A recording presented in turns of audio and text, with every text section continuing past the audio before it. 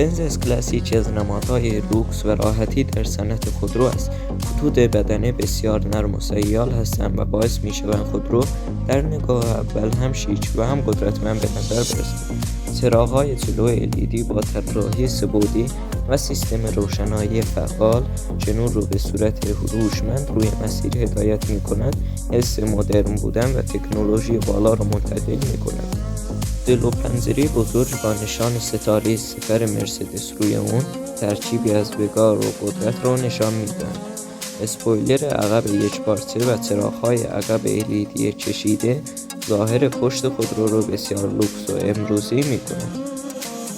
طراحی داخلی که اس کلاس ارائه می‌دهد به طور واقعی کابین سلطنتی است.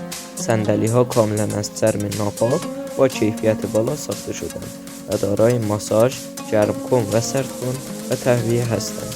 داشبورد دیجیتال با صفحه 12 اینچ همراه با صفحه لمسی مرکزی و نمایشگر هدآپ تجربه‌ای مدرن و فناورانه ایجاد می‌کند.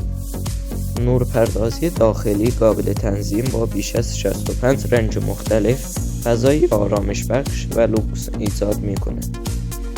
کابین عقب با صندلی‌های کاملا قابل تنظیم و سیستم سرگرمی جداگانه تجربه‌ای شبیه به صندلی‌های فرست کلاس هواپیما دارد. این ماشین در حال حاضر در شماره 9 قرار می‌گیرد. تویوتا کروون با طراحی جسورانه و مدرن خود تلاش کرده تصویر یک سدان لوکس ژاپنی را به رخ بکشد. جلو پنجره بزرگ و مشبک با لوگوی بزرگ تویوتا، چراغ‌های LED باریک و چراغ‌های دیارل با طراحی منحصر به فرد ظاهری جذاب و مدرن به خودرو می‌دهد. خطوط کناری تیز و منحنی‌های نرم باعث شده کروون هم حس لوکس و هم اسپورت داشته باشد. داخل کابین کروون تمرکز زیادی روی راحتی و تکنولوژی شده است.